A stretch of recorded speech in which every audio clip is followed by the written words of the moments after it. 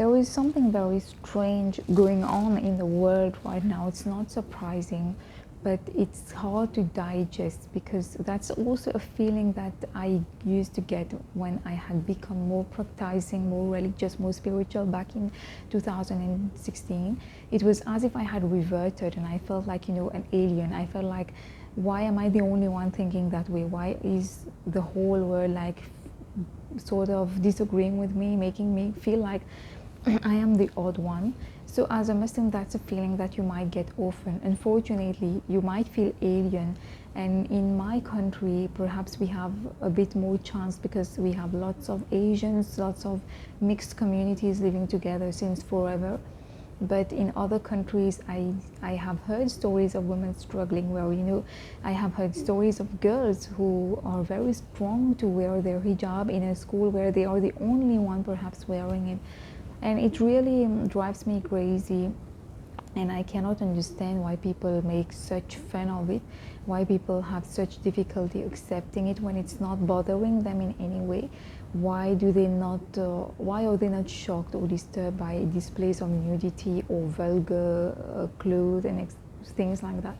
But when someone chooses to dress modestly, like Virgin Mary, all of these people, even in the past, I always say like there were so many kings, queens, empresses, duchesses, princesses, and even in history in other cultures, mostly women were very, very covered up, they had that sense of modesty.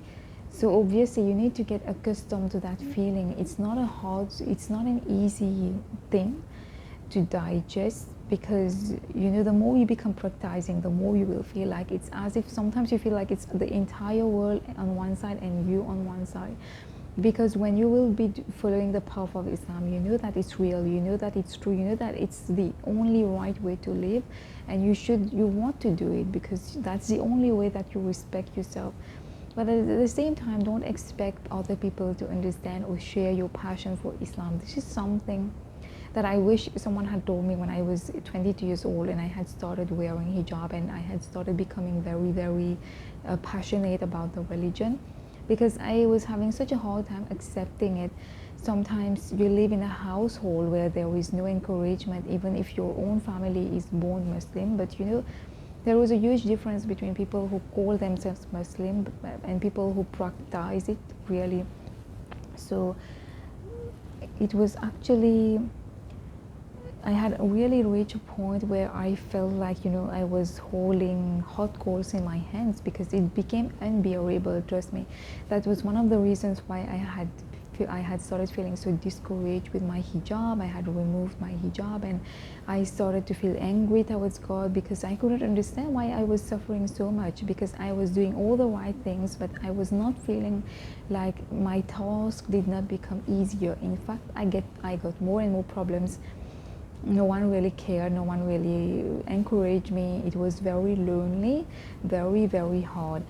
But today I'm proud and satisfied that even if I have been through all these troubles, I am standing in front of you today with a hijab, and I have got my iman back, I have got my passion back. I know that I will never give this up now. So I'm very thankful that at least I did not turn away from the religion, because I would have lost many things.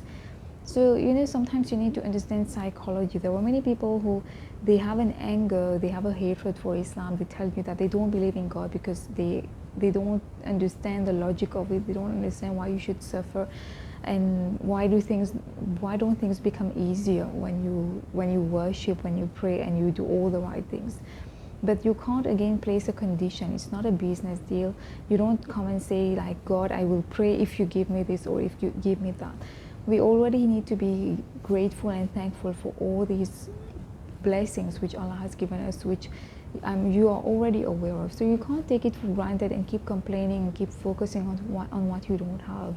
Because if you do that, just imagine there are some people who don't even have food to eat. So just imagine what these people, they must stop believing in God.